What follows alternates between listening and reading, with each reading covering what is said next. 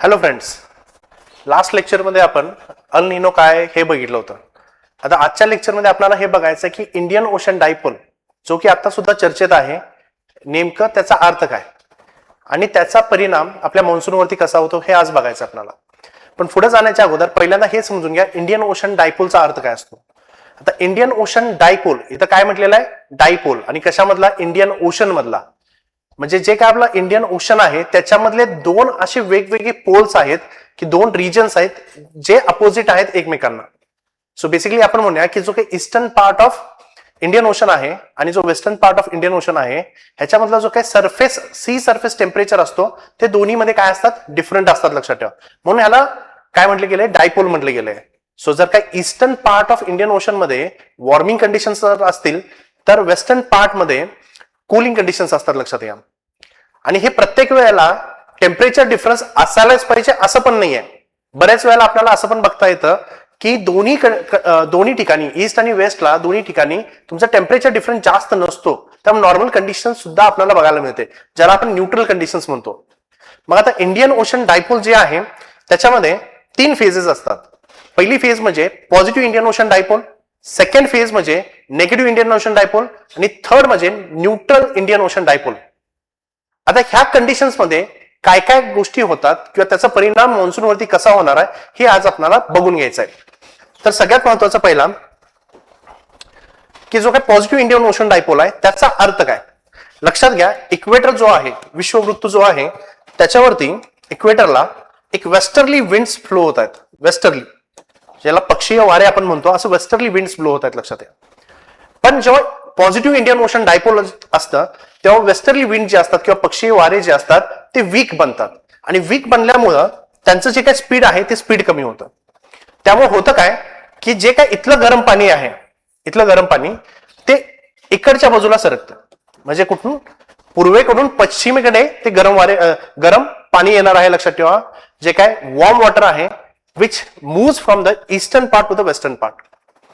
आता गरम पाणी इकडे आलेलं आहे, लक्षात घ्या. उष्ण पाणी जे आहे समुद्राचं ते वेस्टर्न पार्टला किंवा पश्चिमेला आलेलं आहे, आफ्रिकेच्या पूर्वेला. आता याच्यामध्ये परिणाम काय होतो, लक्षात घ्या.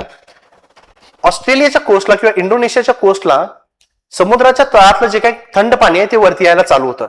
त्याच्यामुळे इथं आपण म्हणूया थंड पाणी जे असणार आहे ते इथं असणार आहे, or the cold water will be present here. म्हणजे कोल्ड वॉटर असणार आहे आणि इथं काय असणार आहे, हे उष्ण पाणी असणार आहे, लक्षात घ्या. त्याच्यामुळे आता टेम्परेचर डिफरन्स या दोघांच्या मध्ये झालेला आहे. मग आता लक्षात घ्या की इथं टेम्परेचर खूप कमी आहे, त्याच्यामुळे इथं कोणता प्रेशर बेल्ट होणार आहे, इथं हाय प्रेशर बेल्ट येणार आहे, उच्च दाबाचा पट्टा तयार होणार आहे. आणि इकडच्या बाजूला काय होणार आहे, लो प्रेशर बेल्ट तयार होणार आहे. गेटिंग. मग आता ह्याच्या पुढे जाऊन लक्षात घ्या, आता इथं गरम पाणी आहे, उष्ण पाणी आहे. आता उष्ण पाणी ज्या ठिकाणी असणार आहे तिथले जे काही वारे असणार आहेत ते काय होणार आहेत, ते गरम व्हायला चालू होणार, लक्षात ठेवा. आणि म्हणून ते हलके बनतात आणि बेसिकली बिकॉज ऑफ दॅट ते स्टार्ट टू मूव्ह अप. ते वरती जायला चालू होतात आणि ते वरती ज्या पद्धतीने जात आहेत ह्याच्यामुळे काय होणार आहे, इथं तुम्हाला ढग तयार होतात, क्लाउड फॉर्मेशन होणार आहे. आता हेच क्लाउड फॉर्मेशन झाल्यामुळं जनरली आता होतं काय, हेच क्लाउड्स किंवा हेच ढग आहेत ते भारताकडे पाठवले जातात किंवा भारताकडे ते सरकतात, लक्षात घ्या. आणि ह्याच्यामुळं भारतामध्ये चांगला पाऊस पडायला चालू होतो, लक्षात घ्या.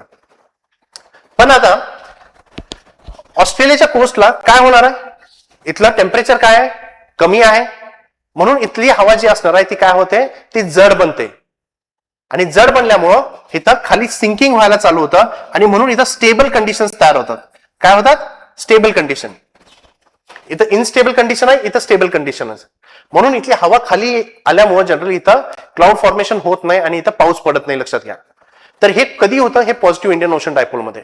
आता पॉझिटिव्ह इंडियन ओशन डायपोल मध्ये काय काय होणार आहे बघा, की वेस्टर्ली विंड जे आहेत इक्वेटरला ते वीक होतात, पक्षीय वारे हे काय बनतात, वीक बनतात, दुर्बल बनतात. After that warm surface water shift towards Africa. म्हणजे हे जे काही गरम पाणी आहे ते ऑस्ट्रेलिया आणि इंडोनेशियाच्या कोस्टचं पाणी हे तुमच्या आफ्रिकेच्या कोस्टला येणार आहे. त्याच्यामुळं खालचं पाणी वरती यायला चालू होणार आहे, अपवेलिंग व्हायला चालू होणार आहे ऑस्ट्रेलियाच्या कोस्टला आणि इथं थंड पाणी होणार आहे, लक्षात ठेवा. सो प्रेशर डिफरन्स तयार होतो. आता ह्याच्यामुळे काय होणार आहे, लक्षात घ्या. पॉझिटिव्ह इंडियन ओशन डायपोल जर असेल त्यावेळेला भारतामध्ये चांगला पाऊस पडणार आहे. म्हणजे जरी अल निनो जर असेल, अल निनो, तरी सुद्धा भारतामध्ये चांगला पाऊस येणार लक्षात घ्या. म्हणजे साऊथ वेस्ट मान्सून जो आहे आपला तो चांगला भारतामध्ये येणार आणि म्हणून भारतामध्ये चांगला पाऊस पडतो. भारतामध्ये पाण्याची कमतरता भासणार नाही. लक्षात घ्या. ठीक आहे. कधी अल निनो असेल तरी सुद्धा सांगतोय. नॉर्मल कंडिशनला तर अजून चांगला पाऊस पडेल, पण अल निनोला जरी असेल तरी अल निनोचा जो काही परिणाम आहे तो निगेट करायचं काम कोण करतंय? It is the Indian ocean dipole. आणि सगळ्यात जास्त पाऊस हा सेंट्रल इंडियामध्ये, मध्य भारतामध्ये आपल्याला सगळ्यात जास्त बघायला मिळतो. समजलं? So that is the one thing. But आता लक्षात घ्या, इथं पाणी कसं आहे? उष्ण आहे, गरम पाणी. आता गरम पाणी असल्या कारणामुळं काय होणार आहे? इथं कमी दाबेचा पट्टा तयार होतो, लो प्रेशर बेल्ट डेव्हलप होणार आहे आणि त्या लो प्रेशर बेल्ट डेव्हलप झाल्यामुळं इथं सायक्लॉनिक ऍक्टिव्हिटी किंवा सायक्लॉन्स हे जास्त तयार होणार. म्हणजे चक्रीवादळ येण्याची शक्यता वाढते. लक्षात ठेवा. कारण का जे काय सरफेस टेम्परेचर आहे, सी सरफेस टेम्परेचर ते वाढलेलं आहे आणि वाढल्यामुळे लो प्रेशर बेल्ट तयार होतो. त्याच्यामुळे चक्रीवादळ आणि सायक्लोन होण्याची शक्यता वाढते किंवा ते जास्त एनहॅन्स होतात. लक्षात ठेवा. ठीक आहे. तर हे काय होतं? जनरली हे पॉझिटिव्ह इंडियन ओशन डायपोल मध्ये ही घटना होती. हे झाल्यानंतर नेगेटिव्ह इंडियन ओशन डायपोल मध्ये नेमकं काय होतं? आता नेगेटिव्ह मध्ये पॉझिटिव्हच्या बरोबर उलट होणार आहे. पॉझिटिव्हच्या बरोबर उलट. आता नेगेटिव्ह इंडियन ओशन डायपोल मध्ये काय होणार आहे? जे काय तुमचे पक्षीय वारे किंवा वेस्टर्ली विंड जे आपण म्हणतोय, इक्वेटरला जे काही पक्षीय वारे किंवा वेस्टर्ली विंड्स असणार आहेत ते काय होणार आहेत? त्यांचं स्पीड वाढतं, स्ट्रॉंगर होतात ते. आणि म्हणून जे काही उष्ण पाणी आहे ते ऑस्ट्रेलियाच्या कोस्टला किंवा इंडोनेशियाच्या कोस्टला ते फेकले जातात किंवा ते ढकलले जातात. आणि त्याच्यामुळं आफ्रिकेच्या कोस्टला काय होणार आहे? आफ्रिकेच्या किनारपट्टीला जे काय समुद्रातल्या तळातलं पाणी जे काय थंड असणार आहे ते वरती यायला चालू होणार आहे आणि त्याच्यामुळं इथं कूलर टेम्परेचर असणार आहे. म्हणजे इथं लो प्रेशर बेल्ट डेव्हलप झाला आणि इथं हाय प्रेशर बेल्ट डेव्हलप झाला. लक्षात घ्या. त्या वारे इकडून इकडे वाहत आहेत. पण इथं उष्ण पाणी असल्यामुळं, वॉर्म कंडिशन्स असल्यामुळं इथली जी काय हवा आहे ती गरम होऊन वरती जायला चालू होणार आहे. इथं ढग तयार होतील आणि ढग तयार झाल्यामुळे जनरली ह्या भागामध्ये तुम्हाला पाऊस पडताना दिसतो. बट आता इथं आफ्रिकेच्या कोस्टला नेमकं काय होतंय? थंड पाणी आहे, टेम्परेचर कमी आहे. ह्याच्यामुळे काय होतंय? तुमची जी काय हवा आहे ती खाली दाबली जाते. लक्षात ठेवा.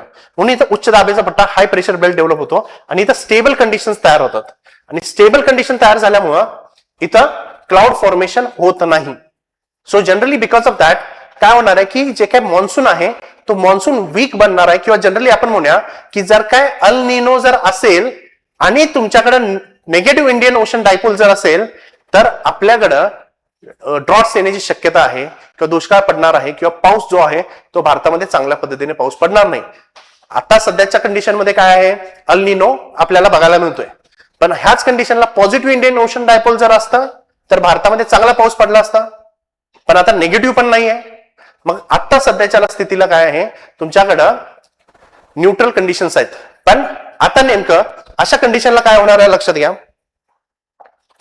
साऊथ वेस्ट मान्सून हा वीक बनतो कधी? नेगेटिव्ह इंडियन ओशन डायपोल असेल तर. पण ह्याचा परिणाम ऑस्ट्रेलियावरती काय होतो? ऑस्ट्रेलियामध्ये जास्त पाऊस पडायला चालू होतो. लक्षात घ्या. जास्त पाऊस पडायला चालू होतो. आणि जे काही मान्सूनचं प्रोग्रेशन आहे म्हणजे इंडियावरती, भारतामध्ये जे काही मान्सून जो काही येतो तो डिले व्हायला चालू होतो. कशामुळे? नेगेटिव्ह इंडियन ओशन डायपोलमुळे. ठीक आहे. आणि ह्याच्यामुळे काय होतं की रेनफॉलमध्ये किंवा पावसामध्ये कमतरता भासते आणि ड्रॉट कंडिशन्स येण्याची शक्यता वाढते. लक्षात ठेवा. ठीक आहे. पण आता लक्षात घ्या, पॉझिटिव्ह मध्ये आपल्याला सायक्लॉनिक कंडिशन्स इंडियन ओशन मध्ये किंवा अरेबियन सी मध्ये बघायला मिळालं होतं.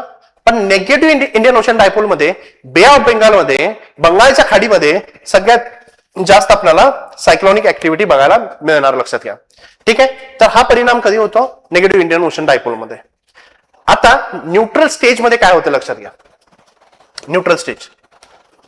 आता न्यूट्रल स्टेज मध्ये सी सरफेस टेम्परेचर जे आहे, समुद्राच्या वरच्या सरफेसचं टेम्परेचर जे आहे दोन्ही भागातलं, ऑस्ट्रेलियाच्या कोस्टचं सुद्धा आणि जे तुमच्या आफ्रिकेच्या कोस्टचं सुद्धा जे काय सी सरफेस टेम्परेचर आहे ते ऑलमोस्ट नॉर्मल असतं. म्हणजे दोघांच्या मध्ये डिफरन्स जास्त नसतो. त्यामुळे प्रेशर सुद्धा जे असणार आहे ते ऑलमोस्ट सिमिलर प्रेशर असणार. लक्षात ठेवा. ही नॉर्मल कंडिशन्स असतात आणि हे बऱ्याच वेळेला आपल्याला हे बघायला मिळतं. आणि आत्ताच्या जी कंडिशन आहे ती न्यूट्रल आहे. म्हणजे हीच कंडिशन आहे जी आता सध्याच्या आपल्याला इंडियन ओशन मध्ये बघायला मिळते. ठीक आहे. आणि प्रेशर डिफरन्स नसल्यामुळे जनरली काय होतात की इकडून जे काही वेस्टर्ली ब्लो होत आहेत ते नॉर्मल ब्लो होत आहेत. म्हणजे त्यांचं स्पीड काय खूप जास्त नाहीये. जे नॉर्मल त्यांची मुवमेंट आहे तीच आता सध्याच्याला चालू आहे. त्याच्यामुळे खूप जास्त गरम पाणी इकडं नाहीये, पण नियर नॉर्मल टेम्परेचर आहे, लक्षात ठेवा. पण नियर नॉर्मल टेम्परेचर असल्यामुळे जनरली काय होतं लक्षात ठेवा की जनरली ऑस्ट्रेलियावरती पाऊस पडतो किंवा इंडोनेशियावरतीच पाऊस पडतो. कारण इकडच्या बाजूला वॉकर सेल असतो, तो वॉकर सेलचाच एक भाग आहे असं समजून घ्या. पण तेवढं पुढे जाऊ नका. पण जनरली आता समजून घ्या की इथं काय पडणार आहे, पाऊस पडणार आहे, पण इंडियामध्ये रेनफॉल पडणार नाही. पण अशा कंडिशनला जर काय नॉर्मल कंडिशन तुमची कुठं असेल, पॅसिफिक ओशन मध्ये, कुठल्या साऊथ पॅसिफिक ओशन मध्ये जर काय नॉर्मल कंडिशन असेल तर इंडियामध्ये नॉर्मल पाऊस पडणार आहे. डेफिसिट पडत नाही, कारण नॉर्मल कंडिशन्स आहेत ही. कारण इथं गरम नाही आहेत, लक्षात ठेवा, खूप जास्त गरम नाहीत. नियर नॉर्मल आहे, इथं पण नियर नॉर्मल आहेत. So here that is nothing but it is the neutral Indian ocean dipole. So basically भारतामध्ये जे काही मॉन्सून असणार आहे तो नियर नॉर्मल असणार आहे. नियर नॉर्मल कधी असेल, जेव्हा साऊथ पॅसिफिक ओशन मध्ये सुद्धा नॉर्मल कंडिशन असतील तर. पण आता ऑलरेडी अल निनो आहे आणि अल निनो असल्यामुळे जनरली पाऊस कमीच पडणार आहे. ठीक आहे. सो रेनफॉल डिस्ट्रीब्युशन नॉर्मल असेल, कधी न्यूट्रल जर असेल तर. Ocean atmosphere condition remain stable, हे स्टेबल कंडिशन्स राहतात. म्हणजे इथं सायक्लोनिक ऍक्टिव्हिटी वाढणार नाहीयेत, जसं आपण पॉझिटिव्ह आणि इंडियन ओशन डायपोल मध्ये बघितलं, पॉझिटिव्ह अँड नेगेटिव्ह मध्ये. पण इथं नॉर्मल राहतील, स्टेबल कंडिशन्स राहतील. ठीक आहे. So that is mean by positive Indian ocean dipole, negative Indian ocean dipole and neutral Indian ocean dipole. लक्षात घ्या, नेगेटिव्ह इंडियन ओशन डायपोल आहे आणि जर अल निनो असेल तर भारतामध्ये खूप जास्त दुष्काळ पडणार. पण अल निनो बरोबर जर पॉझिटिव्ह इंडियन ओशन डायपोल जर असता तर जनरली काय झालं असतं, तर भारतामध्ये नॉर्मल पावसाची शक्यता जाणवली असती, लक्षात ठेवा. पण आता इंडियामध्ये काय आहे, मान्सून हा खूप जास्त डिले होतोय. ह्याचा अर्थ अल निनो कुठंतरी सुपर अल निनोकडे चाललेला आहे आणि ऑलरेडी इंडियन ओशन डायपोल मध्ये तुमच्याकडे इंडियन ओशन डायपोल जो आहे तो न्यूट्रल स्टेटला आहे. त्याच्यामुळं मान्सून हा कमी पडणार ह्या वर्षी, हे नक्की. ठीक आहे. थँक्यू. मला वाटतंय तुम्हाला हा टॉपिक समजला असेल. जर काही डाऊट्स असतील तर खाली तुम्ही डिस्क्रिप्शन बॉक्समध्ये तुमचे क्वेश्चन्स टाईप करू शकता किंवा खाली दिलेल्या नंबरवरती कॉल करू शकता. जर काय तुम्हाला युपीएससी बद्दल, एमपीएससी बद्दल काही माहिती हवी असेल किंवा मेंटरशिप पाहिजे असेल तर generally you can call me on the number which is given below. ठीक आहे. Thank you very much.